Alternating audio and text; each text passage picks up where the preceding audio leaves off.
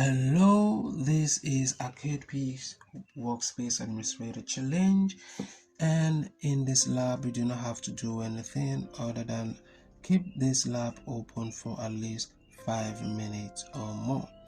Alright, if you look at my own timing, you discover that 5 minutes or more than 5 minutes has gone out of my own time. So I'll go ahead and end my own lab right here. But don't forget, you have to ensure that 5 minutes elapses from your own time before you end the lab. Thank you for watching, and I will see you in my next video.